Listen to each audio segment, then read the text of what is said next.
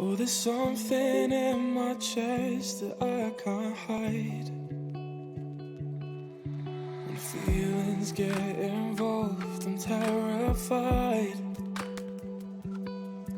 'Cause I've been here before and said goodbye.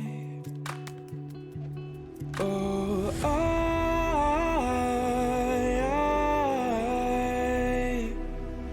are you the one when I try to look, I wish I'd find? Oh,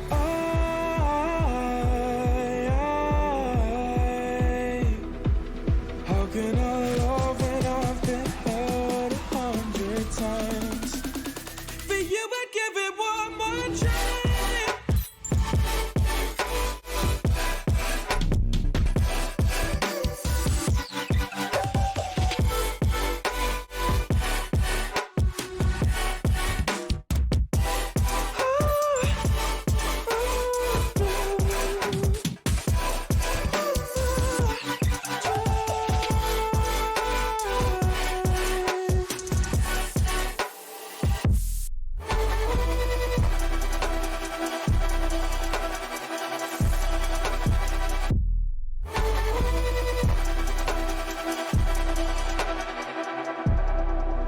Turn away and wrestle with my doubts. Oh, I leave them all behind, but don't know how. Bury my head deep within the crowd, but I'm reaching for your hand to pull me out. Oh,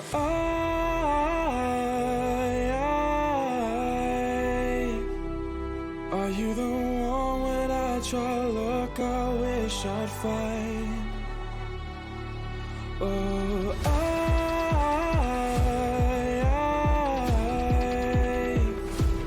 how can I love when I've been hurt 100 times?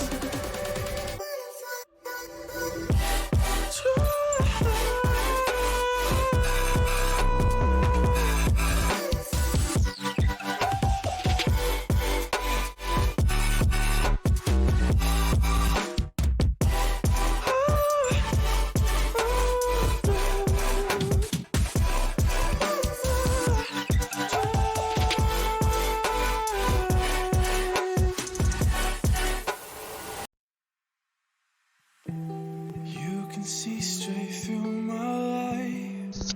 Okay. Good evening. It is time for another occult reading. So, nothing more to be said about that. We are on the last two chapters of The Occult A History by Colin Wilson. It's going to take me 5 sessions to get through these because this chapter is like 75 pages. It's incredibly long. So I am going to pick my spot here ahead of time to stop at. Let's see, we're starting on 461.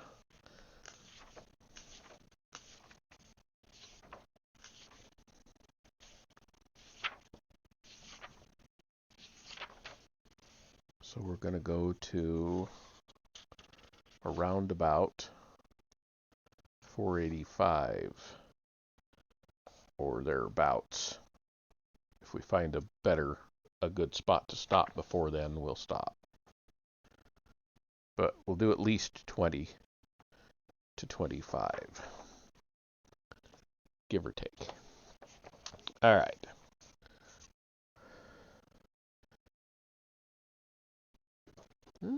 Not doing too bad tonight. I think I'll read a little bit this way before I put on my cheaters. Okay. So, this is chapter 2 of part 3 of the book, and it is The Realm of Spirits.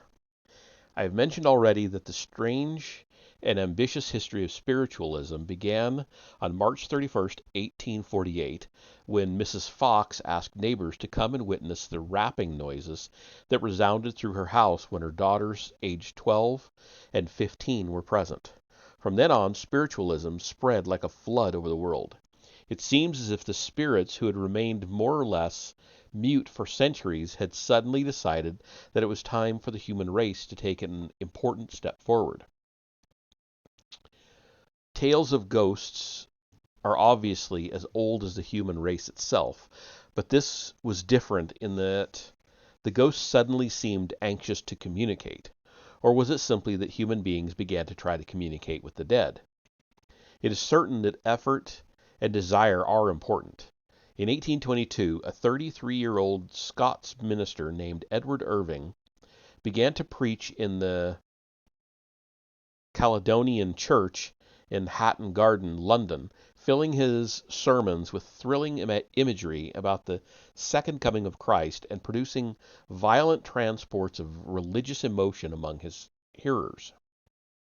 In 1830, he instituted a series of services in which prayer was offered up for some miracle to attest the imminence of the second coming, and after 18 months, members of his congregation suddenly began to speak with tongues, quote unquote, in languages other than their own, and to show powers of healing. His colleague, Robert Baxter, sometimes spoke sentences in French, Latin, Spanish, and Italian, none of them languages with which he was familiar, as well as in languages that he could not identify. But it was not long before the spirits began to manifest that curious ambiguity that seems to be universally characteristic of spiritualism. That is to say, while the manifestations are often plainly genuine in the sense that they have not been deliberately engineered, they always seem to fall short of being finally convincing. They provide phenomena for those who want to believe, and raise doubts for those who want to doubt. The voices told Baxter and Irving's congregation that he would go to the Chancellor's Court and there be inspired to testify, and that for his testimony he would be cast into prison. He went to the court and stood there for 3 hours, but the spirit failed to descend. So he went home disgruntled. On another occasion, the voices informed him that he had been chosen to be a new Isaiah, and that at the end of 40 days, miraculous powers would descend upon him, and that he must then separate from his wife and family. But at the end of 40 days, nothing happened. The voices periodically announced important new doctrines for the salvation of the Irvingites, and then contradicted themselves later. It is not surprising that Irving and Baxter finally decided that they had become the sport of evil spirits. The scandals created by these extraordinary events finally led to Irving being dismissed only 2 years after the voices had begun. He died less than a year later in Scotland of tuberculosis. Okay, I'm going to go ahead and put these on.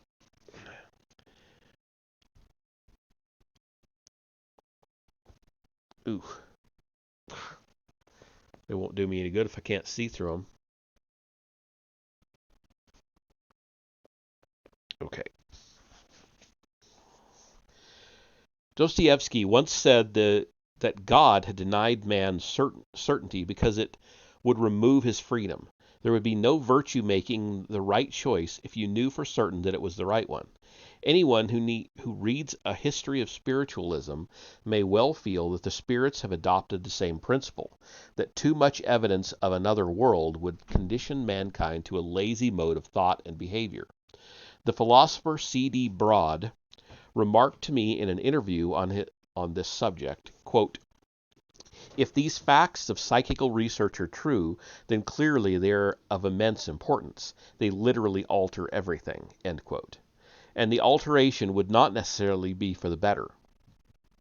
In fact, it would certainly be for the worse. If we take into account the basic peculiarity of human nature, the need for uncertainty and crisis to keep us on our toes, One day it may be that we shall learn to keep the will alert as automatically as we now breathe. And if that happens, we shall be supermen living on a continual level of peak experience. But until we achieve this new degree of self-determination, life had better remain as bewildering and paradoxical as possible. This condition is certainly satisfied by the history of spiritualism. The Fox family, mother, father, son, and 3 daughters, all produced rapping sounds, which Madame Blavatsky said were the easiest phenomena to get. Within a short time, dozens of people in New York State discovered that they also had mediumistic powers and could produce rappings.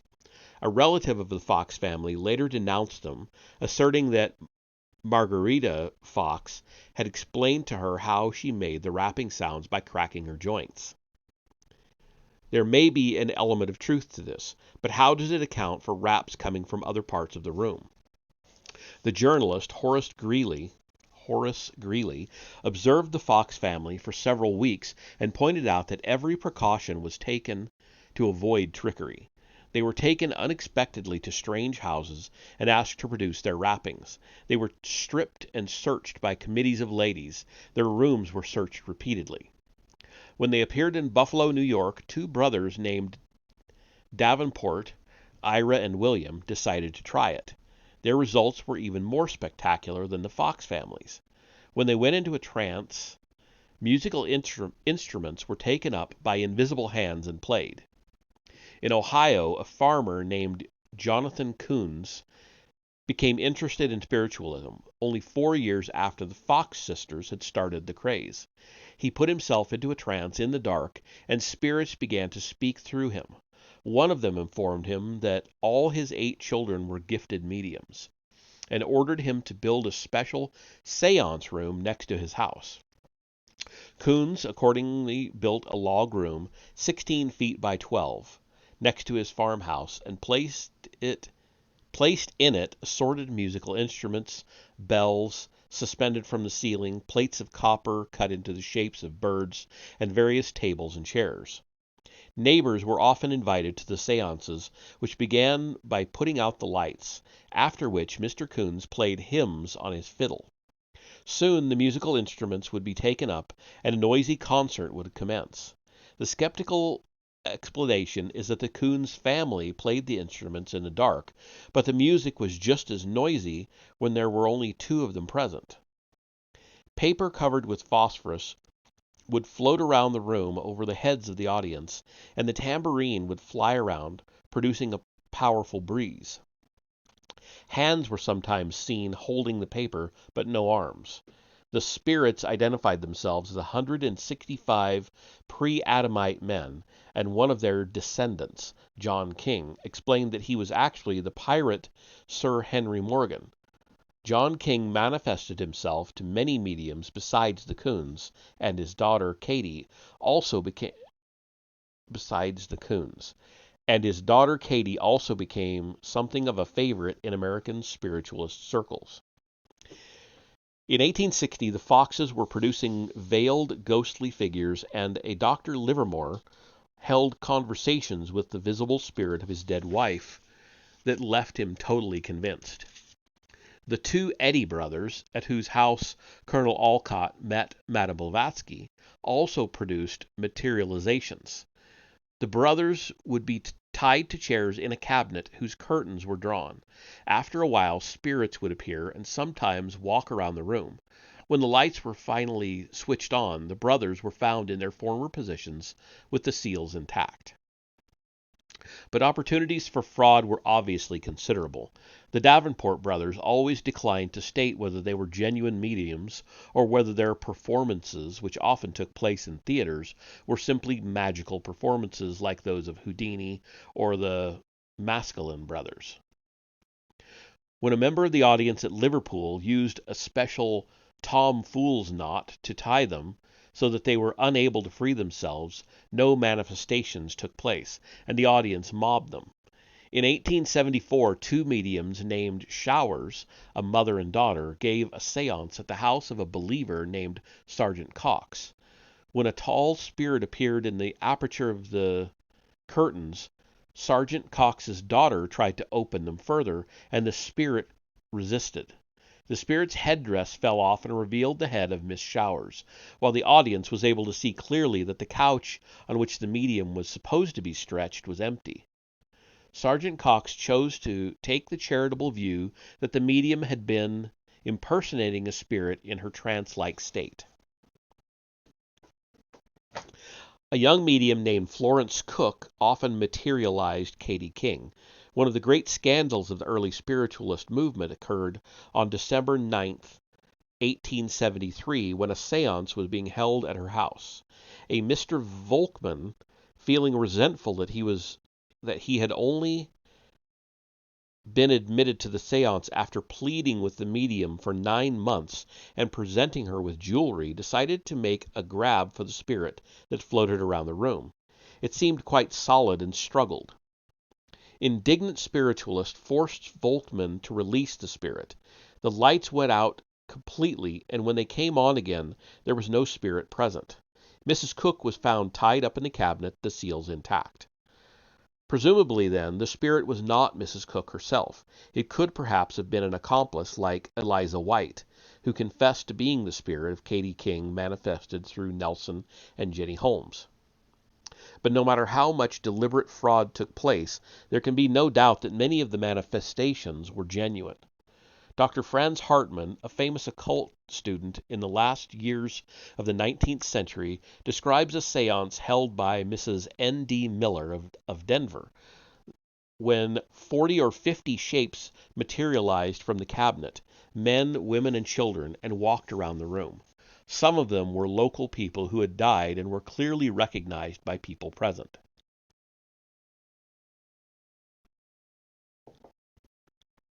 It is a pity that so many mediums have resorted to fraud, but not after all surprising.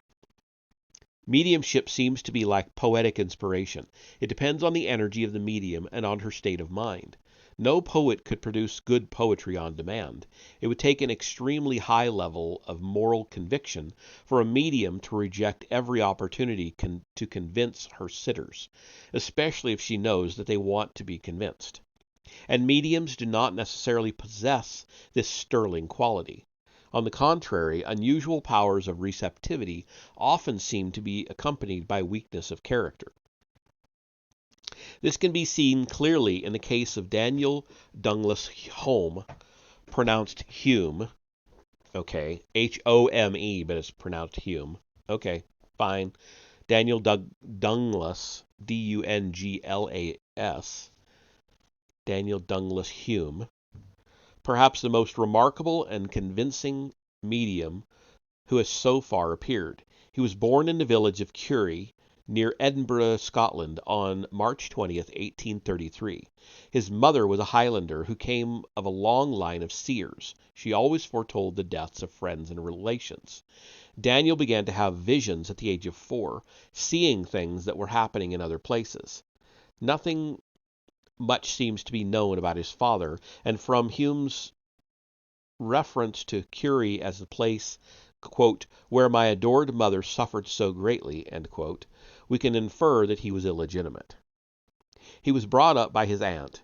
He states that his father was a natural son of the Earl of Hume, so it seems possible that his mother was seduced by an aristocratic rake, then deserted. This would also explain why, at the age of 9, Daniel traveled to America with his mother's sister, a Mrs. Cook, and her husband. His mother also moved there at some point, together with a husband and 7 children. It is not clear why Hume lived with his aunt rather than his own family. He was a delicate child, subject to fainting spells. He suffered from tuberculosis from an early age. He was definitely artistic, playing the piano well and singing in a clear soprano voice. His memory was excellent, and he could recite whole poems and sermons. When he was 13, he had a vision of a friend named Edwin, who appeared to be standing at the foot of his bed. Edwin made 3 circles in the air, which Hume believed to mean that Edwin had died 3 days earlier. When this later proved to be correct, the cooks were impressed but not entirely happy. 4 years later, after the death of his mother, they became definitely unhappy when tables began sliding around the room of their own accord and raps sounded from all parts of the room at breakfast. Mrs. Cook accused her nephew of bringing the devil to her house and threw a chair at him. The Baptist minister asked Daniel to kneel beside him and pray, and the knocks accompanied their prayers like a music teacher beating time. After more violent movements of the furniture, his aunt requested him to find another home. He could hardly have chosen a better moment to go into the world. His own original rappings occurred in 1846, 2 years before the Fox sisters started the fashion. So when he left home in 1851, the world was full of people who were eager to offer him shelter and test his powers. These soon proved to be staggering. A committee from Harvard, including the poet William Cullen Bryant, testified that the table they had been sitting around in broad daylight had not only moved enough to push them backwards, but had actually floated several inches off the ground. The floor vibrated as if cannons were being fired, and the table rose up on two legs like a horse rearing. Meanwhile, Hume kept urging those present to hold tightly on to his arms and legs. There could be no doubt whatever that this was genuine. What is finally convincing about Hume is the sheer volume of the evidence. He continued to perform feats like this for the remainder of his life, and hundreds of witnesses, perhaps thousands, vouched for the phenomena. Hume's powers were so strong that he never asked for the lights to be lowered. He would allow himself to be tied if necessary, but often as not he sat in full view of everyone, in a chair apart from the main table, so there could be no doubt that he could not make the table tilt or float. He never bothered about atmosphere. The circle was told to chatter away about anything they liked. The manifestations began with a vibration of the table, which might extend to the whole room. If his powers were strong, anything might then happen. Bells would be rung, tambourines shaken, hands appeared out of the air to wave handkerchiefs. Huge articles of furniture moved as if they were weightless. Grand pianos would float across the room, and chairs jump on top of them. Music played, water splashed, birds sang, ducks squawked, spirit voices spoke. The spirits usually ended the display by saying, "Good night, God bless you." A visiting clergyman, S.B. Britton, was shocked and startled when Hume went suddenly into a trance and began to utter wild and broken sentences in a woman's voice. Before going into the trance, Hume had identified the visitor as Hannah Britton. Britton was certain that no one knew of her existence. She had been a religious maniac who died insane, persuaded by visions of external punishment. Hume's manifestations can only be described as spectacular, as if the spirits were determined to convert the world by sheer weight of evidence. On one occasion, as a heavy table shook and vibrated, the crashing sound of waves filled the room, together with the creaking of ship's timbers. The spirit spelled out its name with the use of an alphabet and was immediately recognized by someone present as a friend who had drowned in a gale in the Gulf of Mexico. The laws of nature were suspended by the spirits. When a table tilted, the objects on it seemed to be glued to its surface. A burning candle not only continued to burn, but the flames burnt at an angle, as if still upright. There were always plenty of people to test Hume, for he had great charm and impressed people with his culture and sensitivity. From the beginning, his success was enormous. The highest in society took him up, and rich families offered to adopt him. He was naive, adaptable, and talkative. He enjoyed playing with the children because he obviously identified more closely with them than with the adults. People who did not like him called him weak, boastful, vulgar, and unreliable, and he was certainly all these things. His photographs reveal his character: the pale face that bears a distinct resemblance to Poe, the arty hairdo, the expensive and vulgar dressing gowns, the mournful or soulful expression. In fairness to Hume, it should also be said that as he grew older, his character became stronger. He became more self-sufficient, but he was always gentle, rather effeminate, although not apparently homosexual, easily pleased or upset, and highly dependent on other people. There was nothing of the lone outsider about him. He was a snob. He liked to wear expensive jewelry and to stay in rich houses. At the same time, he was completely uncommercial. He wanted to be accepted as an equal by the aristocrats and celebrities among whom he moved, so he became mortally offended if anyone tried to offer him money. As to the manifestations themselves, he insisted that he knew no more about them than any of his audience. There was no secret. Things simply happened when he was in the room.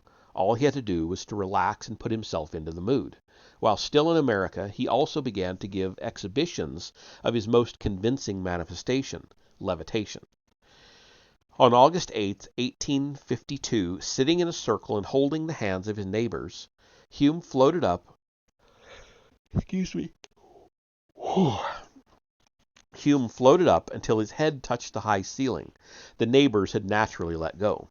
Hume said it felt as if someone had put a belt around him under the arms and drawn him up. But on other occasions he seemed unaware of what had happened. One of his hosts pointed out one evening that he was hovering 2 inches above the cushion of the armchair, and Hume seemed surprised. As a spirit medium, that is, communication with the dead, he was neither better nor worse than other mediums. He was often surprisingly accurate, but then this is one of the normal characteristics of all mediums. The Fox sisters were seldom wrong when it came to giving the precise age of a member of the audience by means of raps. On other occasions, I'm reading too fast and not breathing enough, I think. I want to make sure I'm okay. Yeah, okay. On other occasions, Hume's messages were obscure or so personal that they could not be verified by a third person. In 1855, when he was 22, he decided to visit Europe. Although he had no immediate prospects outside America, some instinct seems to have told him that interesting things awaited him. He was not mistaken. In London, he went to stay at Cox's Hotel in Jermyn Street, Jermyn, and the owner, William Cox, took Hume under his wing. London hostesses were soon queuing up to invite him to their homes. There were plenty of skeptics. Lord Lytton, an ardent student of magic and occultism, agreed that Hume's powers were astonishing, but believed that the phenomena were somehow due to Hume himself rather than to spirits. Dr. David Brewster and Lord Brougham, a Voltairean rationalist, saw a bell flying about the room when Hume was sitting at the table. Brewster agreed that he could not explain how it was done, but he declined to believe that spirits had anything to do with it. The table itself hovered several inches off the floor, and Brewster crawled under it to verify that no one was touching it. But his Scots common sense was revolted at the idea of admitting the existence of spirits.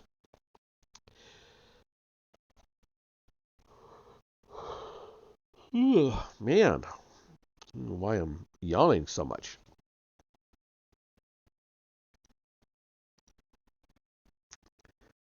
Pardon me. Okay. The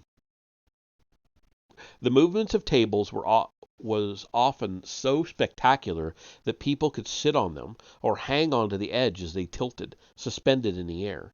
This form of sport became popular at Hume's seances. It is also necessary to record that many so-called rationalists behaved in a thoroughly irrational manner when it came to finding out whether Hume was genuine or not. Charles Dickens referred to him as that scoundrel Hume, but declined to attend any of his séances. Browning became almost hysterical if Hume's name was even mentioned, and once threatened to throw him out of the house. He referred to him as that dung-ball. Dingwall's opinion is that Browning had heard gossip that Hume was a homosexual, and that this struck the sturdily normal and moral Victorian as nauseating. Dickens apparently hinted at Hume's influence over young men in an article. There is no evidence whatever that Hume was a practicing homosexual, although his mannerisms certainly struck many as effeminate. Browning himself had been ardently attached to his own mother, to such an extent that his poetic identity was permanently eroded. His reaction to homosexuality may have been based on a recognition of it in himself. At all events, Browning continued to be flagrantly unfair to Hume. Although he knew that most of Hume's manifestations were genuine, he portrayed him as Mr. Sludge, the fake medium, thereby spreading the impression that Hume had been exposed. In fact, Hume is one of the few mediums who were never seriously accused of fraud. He passed all tests triumphantly. Mrs. Browning, on the other hand, was totally convinced of Hume's powers, and would certainly have cultivated his acquaintance if it had not been for her husband's violent opposition. It seems just conceivable that Browning's dislike was based on ordinary sexual jealousy. He was certainly enraged by an episode that took place at a séance in Ealing, at the home of John Snaith Rymer, when at Hume's request, a perfectly visible and detached spirit hand took up a garland of flowers that lay on the table and placed it on the poetess's brow. Beautiful music came from the air. Mrs. Browning spoke to the medium with tenderness mingled with respect, and her husband sat there fuming and damning all spirits. Hume, with his usual lack of tact, later remarked that Browning had deliberately placed himself in the path of the garland so that it would settle on his brow. Hume traveled on to Italy, where the English community awaited his coming with intense expectation. In Florence, his powers were stimulated by the scenery and adoration. A grand piano rose into the air while the Countess Orsini was playing on it, and remained floating throughout the piece. Tables danced, chandeliers gyrated, spirit hands serenaded the visitors on concertinas or shook hands with the sitters, who observed that they felt warm and human. Nathaniel Hawthorne recorded that all these soberly attested incredibilities were so numerous that he forgot most of them, and was amused that his reaction to real-life ghosts was boredom. Quote, "They were absolutely proved to be sober facts, yet I cannot force my mind to take any interest in them." End quote.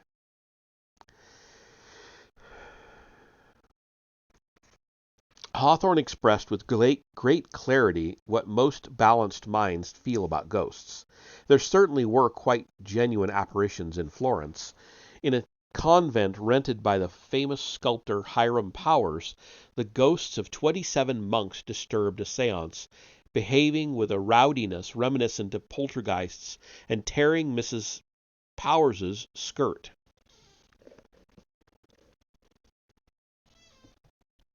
In a haunted bedroom in another villa, Hume conversed with a ghost that spoke Italian, which had to be translated, which identified itself as a murderer who had been haunting the house for several hundreds of years, and materialized a hand with skinny yellow fingers. While the spirit was present, the room became so icy cold that they had to huddle round the fire. It was apparently impossible to do anything for the rest of the murderer's soul, but he promised to stop disturbing the present tenants.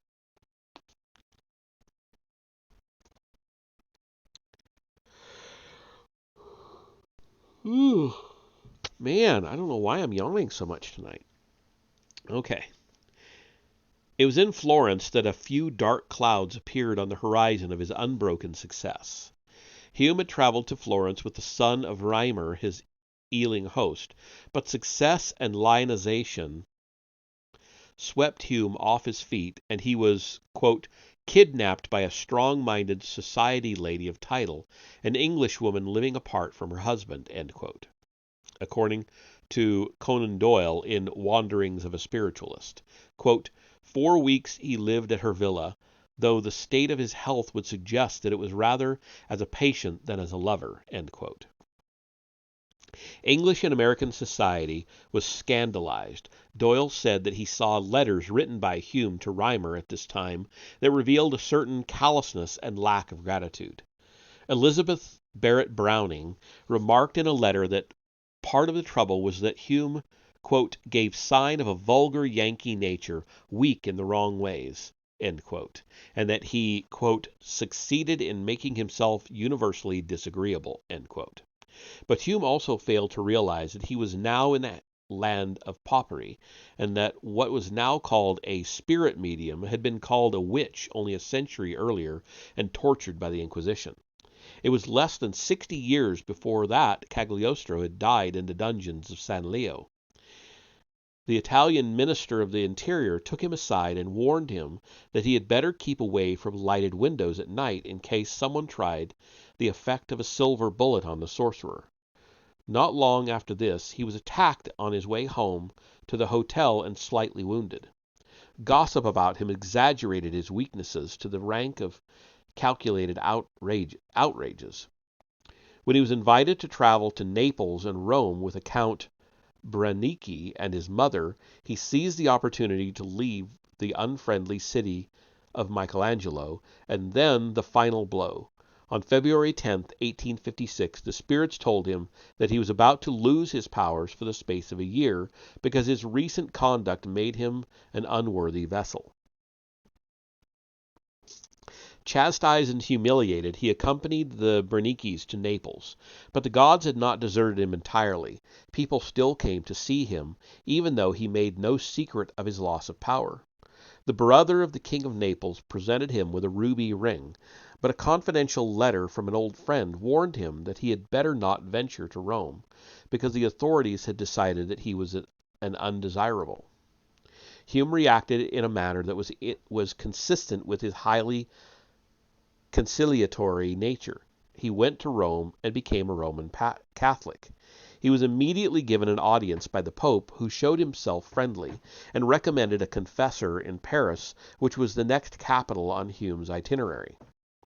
His confessor there, a Father Ravignan, assured Hume that he need have no fear of a return visit from the spirits, provided he remained a good son of the Church. But he was, of course, missing the point. Why should Hume want to banish his spirits? They were the source of his celebrity and income. Everyone knew the date when his powers were due to return, and on the morning of February 11th, the Emperor sent a Marquis as emissary to find out whether Hume's powers had returned. Hume assured him that they had, on the stroke of midnight. Immediately after the Marquis came Father Ravignan, who was greeted by loud rapping noises from the spirits. He told Hume that even if he couldn't prevent the manifestations, he could at least close his mind to them, quote unquote. Hume said he would try, but as the priest raised his hand in a parting benediction, the raps started up again with the equivalent of a ghostly raspberry. Hume's career now entered a new phase of celebrity. He was summoned by the Tuileries by Napoleon III. He was dismayed to find the room crowded and explained that a séance was not a theatrical performance and that the spirits would not allow more than 8 people to be present. The Empress Eugenie was not used to being thwarted, and she stalked out. However, Napoleon III decided the request was reasonable. He was a magical amateur himself and was curious. He asked for the room to be cleared. Then Hume gave of his best. The table floated, and the raps proved their supernormal origin by answering a question he put mentally. He sent for the Empress Eugenie. She marched in coldly, but within minutes a hand gripped hers under the table, and she recognized it by a characteristic defect as her father's hand. Her coldness vanished. Hume had made perhaps his most important conquest. At the next séance the spirits went through most of their repertoire. A child's hand formed in space and held the Empress's hand. A concertina, held at one end by Napoleon, played melodies. Handkerchiefs floated around, bells chimed, the table floated on command. At the next séance, Napoleon Bonaparte himself deigned to appear. At least his hand did, and signed his name. The Empress was allowed to kiss the spirit hand, which then vanished. Hume was the social discovery of the season. Aristocrats queued up to call on him and take him out for drives. His relationship with the emperor and his wife became considerably more intimate than that of Rasputin and the Russian royal family half a century later. Hume dined at the Tuileries as often as he felt inclined. His success must have inspired wild hopes in the breasts of other contemporary magicians, such as Eliphas Levi and the Abbé Boulogne, but none of them possessed Hume's incredible luck. There were plenty of enemies, and Hume was constantly aware of their hostility and of preposterous stories of his own sinister powers. He returned to America for a few months to allow things to cool down, and to collect his sister Christine, whom the Empress had agreed to take under her wing. Back in Paris he continued to dine with princes and even kings, but the social round was beginning to tell on his powers, and when he gave a séance for the imperial family in Biarritz, all he could do was make a table float in the air and armchairs canter around the room like circus elephants. In January 1858, 1 year after the return of his powers, Hume went to give séances for Queen Sophia at The Hague, and after a cold and rainy itinerary around the northern parts of Europe, decided that he would return to Italy to throw off the series of colds and coughs he had picked up. In Rome, he was invited to spend an evening with a Russian count, Gregory Kuchelev-Bezborodka, and was introduced to his beautiful 17-year-old sister-in-law, Alexandrina de Krol, known as Sasha.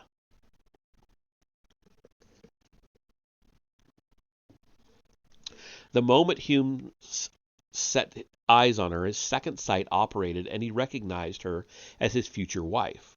She also told him jokingly that he would be married before the end of the year, because it was a Russian superstition that any man who sat between two sisters was destined for matrimony.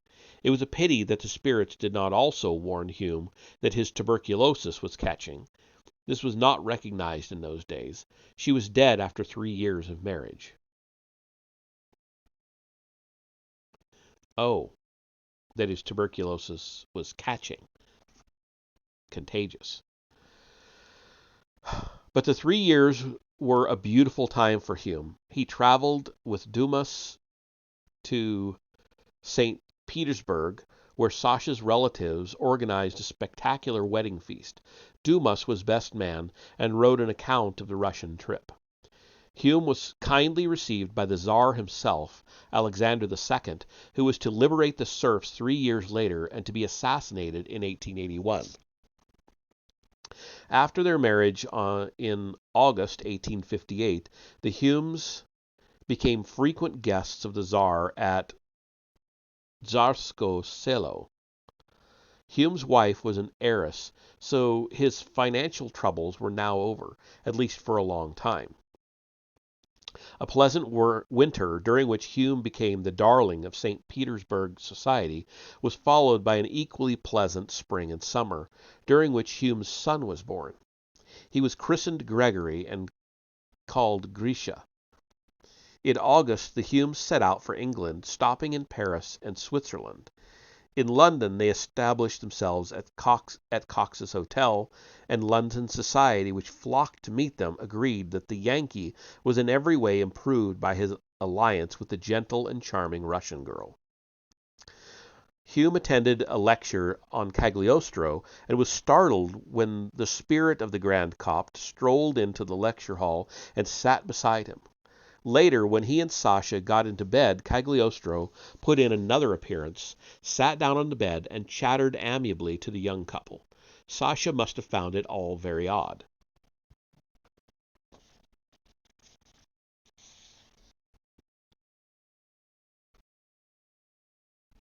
Okay. In 1862, Hume's luck took a turn for the worse again. Sasha died in July, although it must have been some consolation for Hume to be able to keep in touch with her. Her death was a blow. He had been devoted to her. It also meant that his income ceased, for her relatives contested her will, and the legal wrangling was to continue for some years. He wrote an autobiography, Incidents in My Life, to make money, but its royalties could scarcely keep him in the style to which he had become accustomed. He stayed with various friends, then decided to return to Rome, but after a few days there he was summoned to the police station, informed that he was a sorcerer, an accusation which the spirits helpfully confirmed with loud raps, and told he had to leave Rome within 3 days. He went to Naples, then on to Nice. His supporters hoped to turn his ejection into an international scandal, but his royal patrons seemed bored by the whole affair. Napoleon III was non-committal, and the King of Bavaria, who had shown Hume such cordiality, feigned deafness. Londoners proved altogether more interested. There were questions asked in Parliament and articles in newspapers, and Hume had the satisfaction of seeing the Protestant press firmly behind him. Another visit to St. Petersburg, where he was again warmly received, did much to soothe his wounded feelings. But the run of bad luck was not yet over. In 1866 he made the acquaintance of a rich widow, Mrs. Jane Lyon. She was an effusive and vulgar old lady of 75 who was immensely impressed by the photographs of royalty that adorned the walls of Hume's modest lodging. When he told her that the rooms were provided by a society calling itself the Spiritual Athenaeum, of which he was the resident secretary, she gave him a generous check for the society. This surprised him, for, quote, he thought she might be a kind-hearted housekeeper, but it never crossed his mind that she could be rich, end quote. Soon she talked of adopting him, and presented him with a check for £24,000. Hume settled annuities on various relatives and bought a cottage for the aunt who had brought him up in America, apparently having forgiven her for throwing him out on the world. He changed his name to Hume Lyon, and Mrs. Lyon continued to present him with large checks. She later claimed that Hume himself had relayed instructions through her late husband concerning the various sums and items of property she made over to him. The whole Lyon episode seems to illustrate that Hume lacked the common sense of self-preservation. He should have asked himself at a very early stage whether he could actually stand being the son of the vulgar old lady with the northern accent. As it was, he had to learn the hard way. Her manners began to distress him. She was either being effusively affectionate in front of his aristocratic friends, or working herself up into a state of resentment about his coolness toward her. He had a nervous breakdown and went to get himself cured at Malvern, where his friend Dr. Manby Gully, famous for his part in the Charles Bravo murder case, which still lay in the future, had set up a clinic for hydropathic cures. When he returned to London, he found that Mrs. Lyon had found herself another medium, a woman this time. In June 1867, Mrs. Lyon set out to recover her presence legally, and although Hume was in the right, it was inevitable that he should get the worst of it. He was hissed as he entered the courtroom. The public had already decided he was a charlatan who had conned a silly old lady out of £60,000. Hume's case was that the old lady had tried to seduce him after he became her adopted son. She alleged that he had obtained the money under false pretenses. If Hume had been anything but a spirit medium, Mrs. Lyon's frequently exposed lies would have won him the case. As it was, the judge remarked in his summing up that if everyone who gave money to a religious body was allowed to change his mind, chaos would result. He ordered Mrs. Lyon to pay her own costs and Hume's. But because he held spiritualism to be a delusion, he ordered that Hume should give Mrs. Lyon her money back. It was an appallingly unfair verdict, but it was not the judge's business to decide the case upon his own opinion of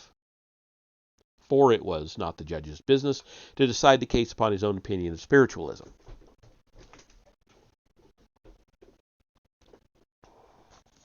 It was also a blow for the spiritualist movement, since Hume never managed to shake off the imputation that he had faked the spirit messages from Mr. Lyon. Worst of all, from Hume's point of view, it left him financially worse off than ever, since he had spent so much of the money which he now had to repay. He decided to follow Dickens's example and do a reading tour of England. The result was an enormous success. Hume proved to be a natural actor and also a natural comedian. His readings of dialect stories had the audience convulsed. In 1870, a young acquaintance of his Malvern days, Lord Adair, published a book describing his experiences with Hume, and it is still one of the best portraits of Hume that exist. Adair was not a spiritualist, just a normal, healthy young man whose chief interests were hunting, shooting, and fishing. He had no previous interest in spiritualism, and later on came to look back on it as an adolescent phase. It is this lack of partisanship that makes his account so impressive. With 3 aristocratic cousins and various other friends who occasionally lend a hand, he observed Hume's powers closely over several months. In Adair's rooms, in the presence of Dr. Gully and a Captain Smith, Sasha materialized beside Hume as he stood illuminated by the dim light from the window.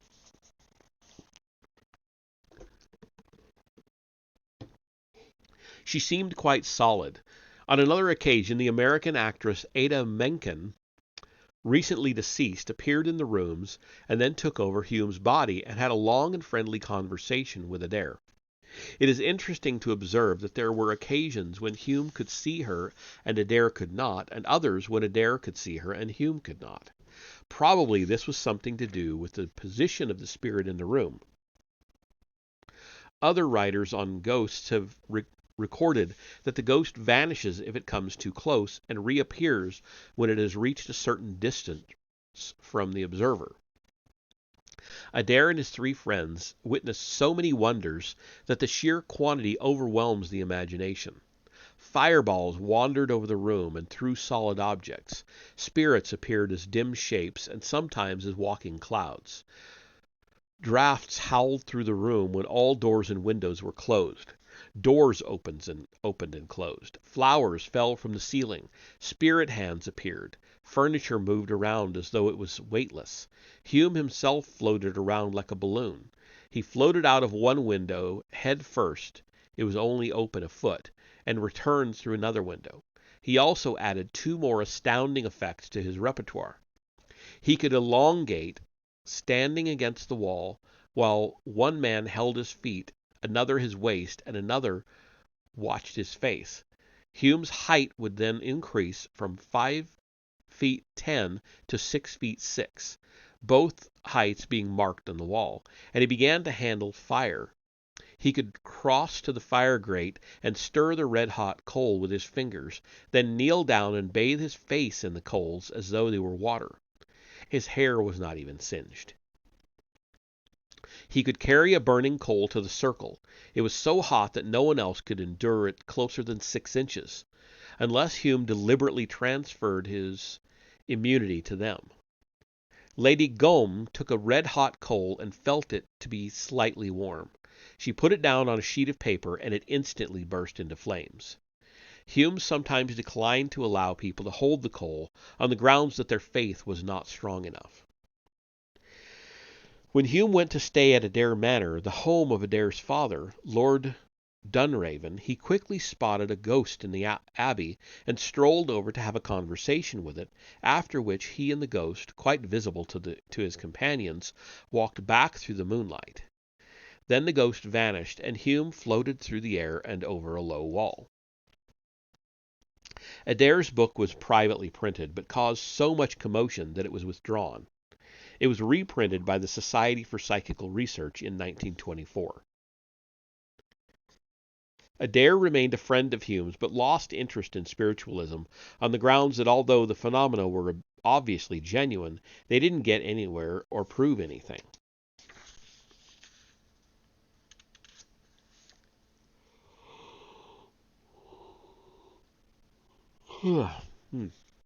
Sorry.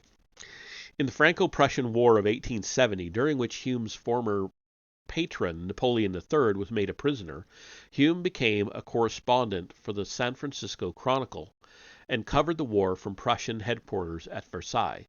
He then paid another visit to Russia, where he met his second wife, Julie de Glomalin.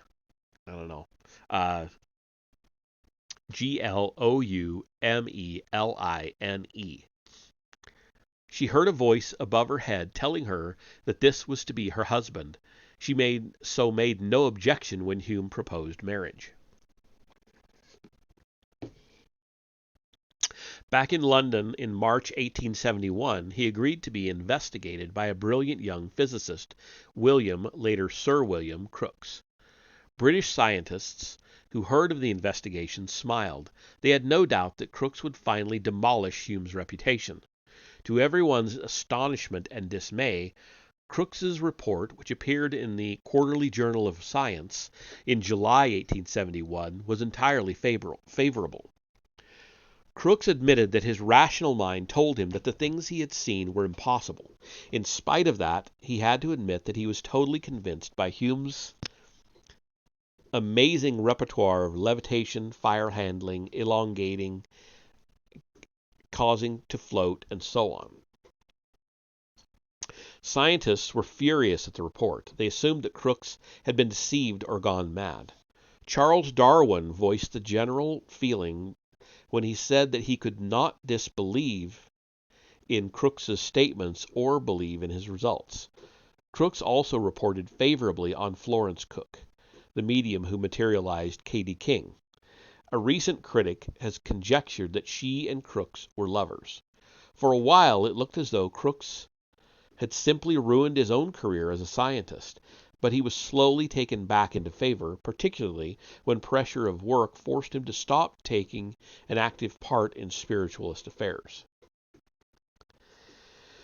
In the following year, 1872, Hume decided to retire. He had another 14 years to live, and they were pleasant and peaceful years, spent partly in Russia, partly on the Riviera.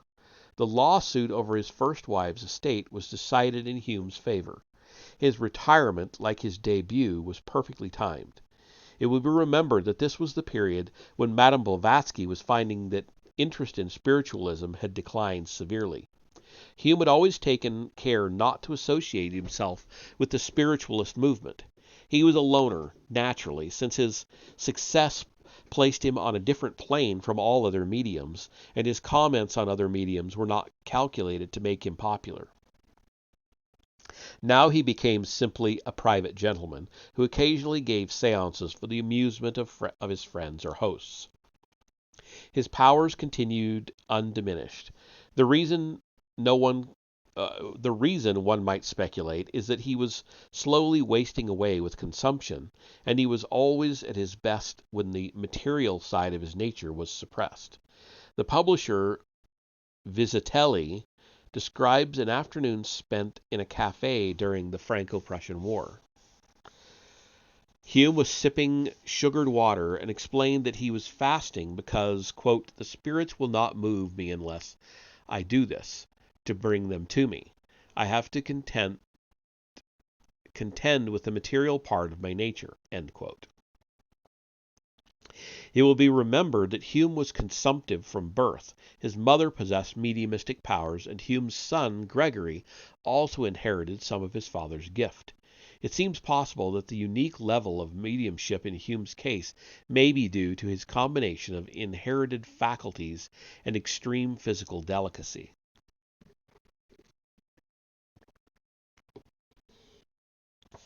He died in 1886 at the age of 53 and has remained a subject of controversy ever since. It is difficult to see why. He was one of the most uncontroversial mediums who ever lived. If the vast number of reports of his manifestations does not constitute unshakable scientific evidence, then that term is completely meaningless.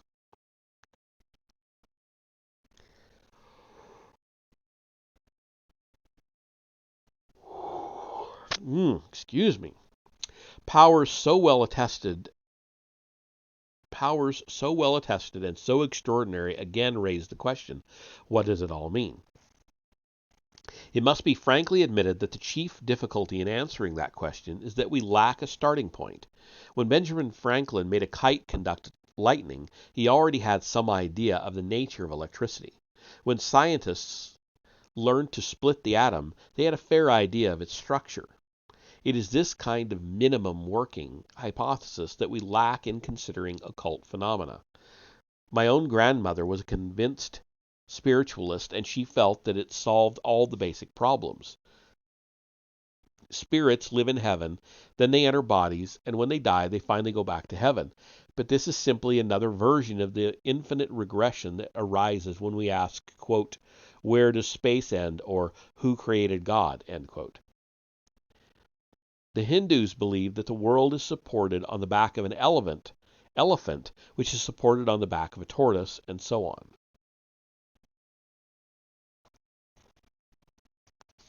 What is here?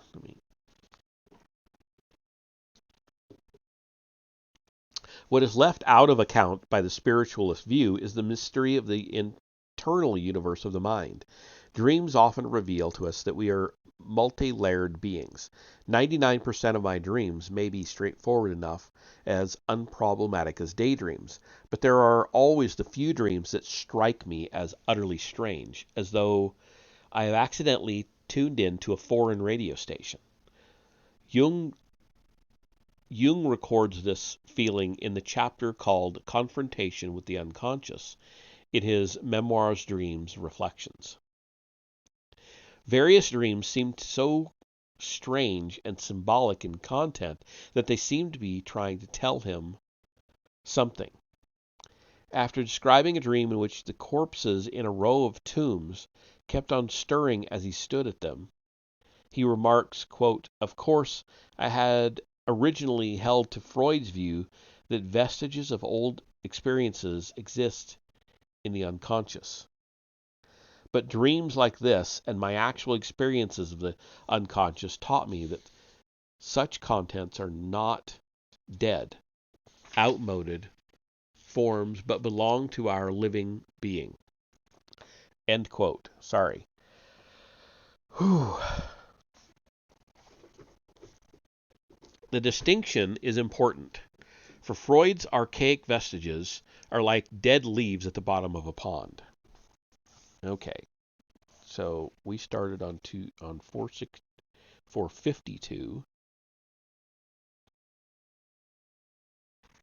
or was it 62? It was 62.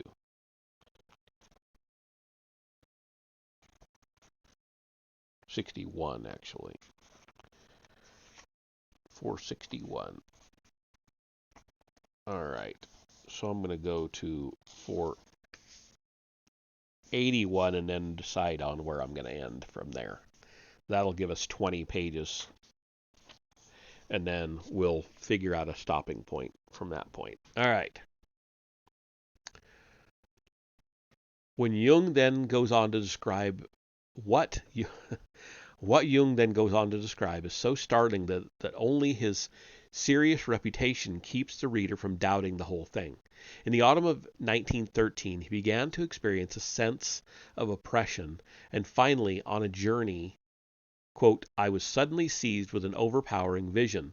I saw a monstrous flood covering all the northern and low-lying lands between the North Sea and the Alps. When it came up to Switzerland, I saw that the mountains grew higher and higher to protect our country. I realized that a frightful catastrophe was in progress. I saw the mighty yellow waves, the floating rubble of civilization, and the drowned bodies of uncounted thousands. Then the whole sea turned to blood. The vision lasted about an hour. I was perplexed and nauseated and ashamed of my weakness. End quote. The vision recurred 2 weeks later with a voice that said, Look at it well, it is wholly real. Quote unquote. In the spring and summer of 1914, he had dreams of an Arctic cold wave freezing the world. On the third occasion when the dream occurred, it ended on a note of optimism. He saw a tree with grapes which he plucked and handed out to the crowd. He suspected that he was slipping into neurosis until the outbreak of war revealed that the dreams had been prophetic. A mental upheaval now began. He remarks, quote, One thunderstorm followed another. My enduring these storms was a question of brute strength. Others have been shattered by them, Nietzsche and Holderlin, but there was a demonic strength in me. End quote. As the mental disturbances became more violent, he tried to turn the emotions into images that could be grasped by the conscious mind. Then occurred a dream that came while he was sitting, fully conscious, at his desk. And then we have a long quote of almost half a page. Quote, I was thinking over my fears, then I let myself drop. Suddenly, it was as though the ground literally gave way beneath my feet, and I plunged down into dark depths. But then, abruptly, at not too great a depth, I landed on my feet in a soft, sticky mess. I felt great relief, although I was apparently in complete darkness. After a while, my eyes grew accustomed to the gloom, which was rather like deep twilight. Before me was the entrance to a dark cave in which stood a dwarf with a leathery skin, as if he were mummified. I squeezed past him through the narrow entrance and waded knee-deep through icy water to the other end of the cave, where on a projecting rock I saw a glowing red crystal. I grasped the stone, lifted it, and discovered a hollow underneath. At first I could make out nothing, but then I saw that there was running water. In it a corpse floated by, a youth with blond hair and a wound in his head. He was followed by a gigantic black scarab, and then by a red newborn sun, rising up out of the depths of the water. Dazzled by the light, I wanted to replace the stone upon the opening, but then a fluid welled out. It was blood. And that's the end of the quote. It seems like it goes on, but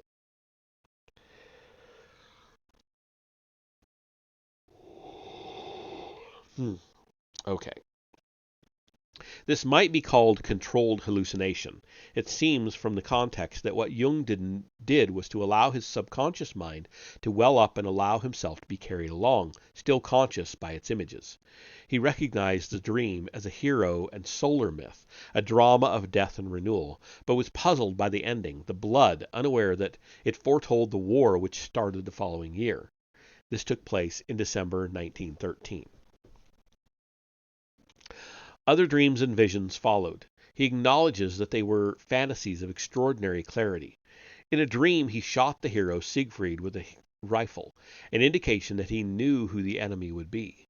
And then, quote, in order to seize hold of the fantasies, I frequently imagined a steep descent. I even made several attempts to get to the very bottom. The first time I reached, as it were, a depth of about 1,000 feet. The next time I found myself on the edge of a cosmic abyss. It was like a voyage to the moon or a descent into empty space. First came the image of a crater, and I had a feeling that I was in the land of the dead. The atmosphere was that of the other world. Near the steep slope of a rock, I caught sight of two figures, an old man with a white beard and a beautiful young girl. I summoned up my courage and approached them as though they were real people, and listened attentively to what they told me. The old man explained that he was Elijah, and that gave me a shock. But the girl staggered me even more, for she called herself Salome, she was blind. But Elijah assured me that he and Salome, Salome, I don't know, whatever, correct me. But Elijah assured me that he and Salome had belonged together from all eternity. I cite this at length not because of Jung's interpretation of the symbolism of these figures: Elijah, intelligence; Salome, the erotic element; a black snake, the hero, but to point out the startling extent to which Jung had learned to make a daylight descent into the subconscious. What is surprising is the extent to which he could converse with these figures of his imagination. He underlines this point in speaking of another symbol of intelligence, whom he came to call Philemon. Quote, Philemon and other figures of my fantasies brought home to me the crucial insight that there are things in the psyche which I do not produce, but which produce themselves and have their own life. Philemon represented a spirit which was not myself. In my fantasies, I held conversations with him, and he said things which I had not consciously thought, for I observed clearly that it was he who spoke, not I. He said I treated thoughts as if I generated them myself, but in his view thoughts were like animals in a forest. End quote. Aldous Huxley put forward a similar view about the quote-unquote antipodes of the mind in Heaven and Hell. The title, Heaven and Hell. A Hindu later told Jung that his own guru had been Shankaracharya, a commentator on the Vedas who died centuries ago. Okay.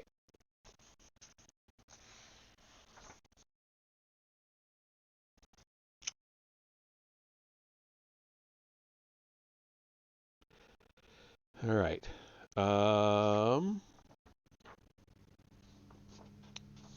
3 pages, and then we'll call it. We'll end on page 483. Later still, Jung came to recognize a kind of separate feminine entity in his subconscious, the anima, that we have already encountered in chapter 2, or part 2, chapter 2. In a woman, the corresponding figure is male. He remarks, quote, for decades I always turned to the anima when I felt my emotional behavior was disturbed and that something had been constellated in the unconscious. I could then ask the anima, now what are you up to? What do you see? After some resistance, she regularly produced an image. As soon as the image was there, the sense of unrest or oppression vanished. The whole energy of these emotions was transformed into interest in and curiosity about the image. End quote. There were also external manifestations. Philemon first appeared in a dream about a blue sky covered with clods of earth. He appeared as an old man with a bull's horns and the wings of a kingfisher. Jung painted this image, and while he was engaged in painting, was startled to find a dead kingfisher in his garden. Startled because the birds are rare in the Zurich area. In 1916, when he felt full of inner tensions, his eldest daughter saw a white figure passing through the room. The blanket was snatched twice from the bed of his second daughter. On a quiet Sunday afternoon, when the front door stood wide open upon an empty square, the front doorbell began to ring violently, although there was no one there. Quote, the whole house was filled as if there was a crowd present, crammed full of spirits. End quote. And Jung thought he heard them crying out, quote, we have come back from Jerusalem, where we found not what we sought. End quote. Jung made this the first sentence of the book 7 Sermons to the Dead.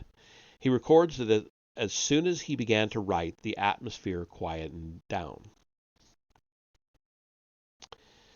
It is interesting to note that Jung had experience of certain phenomena even in the presence of the arch-skeptic Freud, and that they presaged the break in his relation with Freud. He describes how in 1909 he and Freud argued about psychical phenomena, and Freud's shallow positivism annoyed Jung. He writes, quote, and this is a long quote, "While Freud was going on this way, I had a curious sensation. It was as if my diaphragm were made of iron and were becoming red hot, a glowing vault, and at that moment there was such a loud report in the bookcase, which stood right next to us, that we both started up in alarm, fearing that the thing was going to topple over on us. I said to Freud, 'There, that is an example of a so-called catalytic exteriorization phenomenon.' 'Oh, come,' he explained, 'this is sheer bosh.' 'It is not,' I replied. 'You are mistaken, Herr Professor, and to prove my point, I now predict that in a moment there will be another loud report.'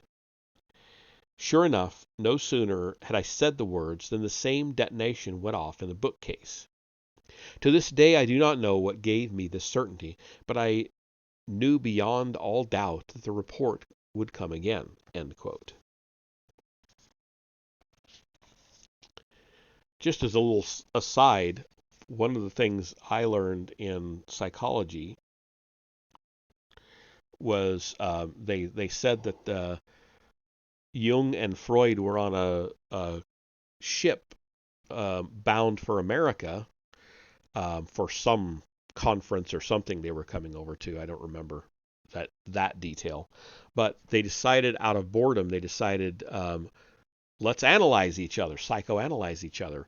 And Freud analyzed Jung, and then when it came Jung's turn, Freud refused to let him psychoanalyze him. And that was kind of like the beginning of the end of their relationship. They were just like, nope. He was too afraid to be analyzed by his own protege. So I think that's what we were told was why Jung broke away from Freud. Just an interesting little anecdote. Anyway, these considerations began to shed a new light on the whole question of the occult. A spiritualist who accepts that there is an afterlife, a spirit world, a realm in which everything will be explained, is only scratching the surface. He still accepts himself as a kind of unity, a Leibnizian monad, an ultimate unit. Jung emphasizes that our sense is of individuality, meaning literally something that is indivisible, may be an illusion. We have to grasp that one of the basic principles of our psychic life is a kind of as if. I am working for an exam, and I concentrate on my book as if it were the most important thing in the world. It isn't, and I know it isn't. The more I can concentrate while still knowing it isn't, the healthier I am. If I begin to forget that I am only playing an as-if game, if I begin to believe that this is really a matter of life and death, I become overtense and neurotic, and my whole psychic balance is disturbed. But then what I call my personality, my individuality, is actually a series of as-if acts of concentration. If I am suffering from a fever, my personality feels diffused, disintegrated, and I am also unpleasantly aware of the independence of my mental images, for they run around wildly like a crowd of people, ignoring me as I stand in the corner. If I am in an intensely healthy and happy state, I experience this sense of otherness welling up from my subconscious in an altogether delightful sense as a kind of coolness and strength. But this has an even more important general importance. Supposing I am standing on a cliff top watching the sea wash around rocks. If I am in a low, depressed state, the sight produces a kind of tension and foreboding, perhaps accompanied by some images of danger, like the octopus in the cave of Toilers of the Sea. It all seems alien, indifferent to me, and that is why it frightens me.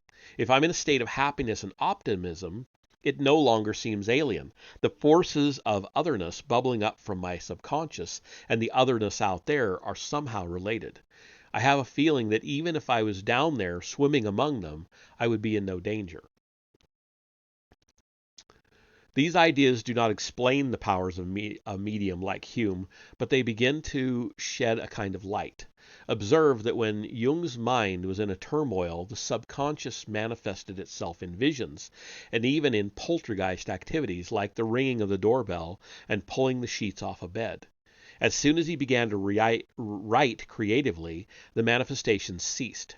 Hume was an artistic personality, but not in the ordinary sense, creative.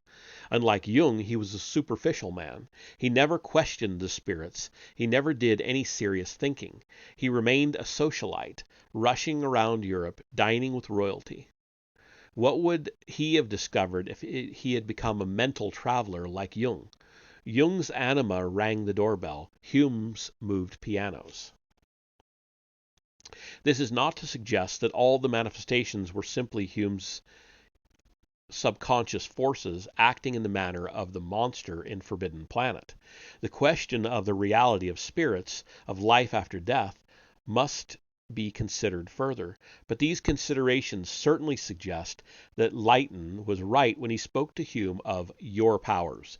Hume never completed the alchemical process of reconciling the conscious and the subconscious. In fact, he hardly even began it. Was it Hume's spirits who told him that he was about to lose his powers for a year, or was it the anima, the weight of his own self-disgust?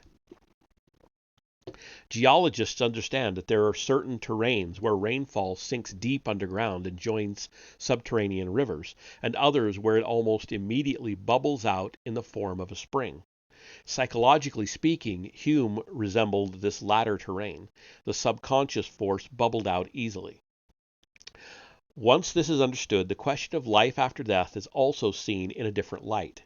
We have an image of the body dying and of the spirit rising out of it like a cloud and flying off to some other place. If Jung is correct, then it seems altogether likely that what occurs is more like a descent into the inner world of the collective mind. This view would certainly explain one of the most disturbing things about spirit communications, their frequent triviality.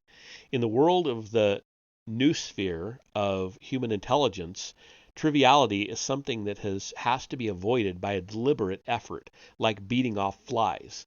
If the spirit world is not another world, but only another part of the mind, then the same law would presumably apply. And that is where I'm going to stop it right there. That seems like a good stopping point looking ahead here. We've still got so many pages.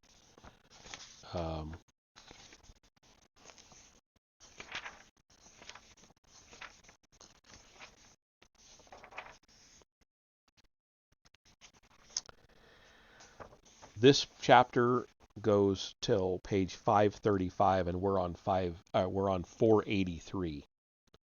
So we've still got 50 pages to go, ish, give or take. But that is it. That's all I can take for tonight. I'm still enjoying it, but my voice can only take so much. I've said that before. Anyway, let's call it there. I will see you all in the next reading from this book, which may or may not be on Sunday. It depends on what's going on.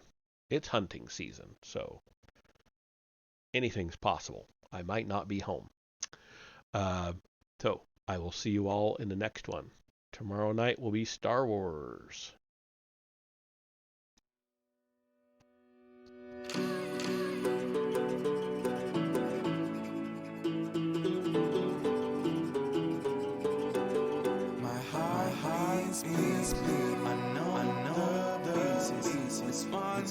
Is broken and one is because I have seen the apart. I have known somebody. I didn't have anything to say. Follow your heart, don't take. If you leave it behind, someone will bring. I left you my heart. What did you do?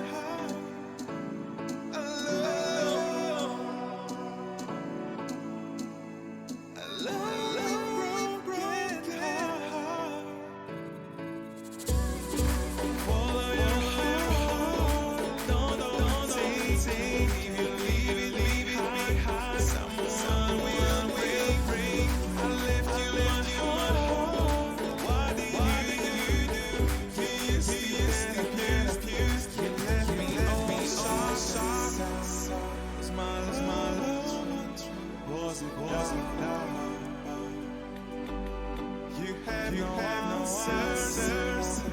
Don't know without you. How relax.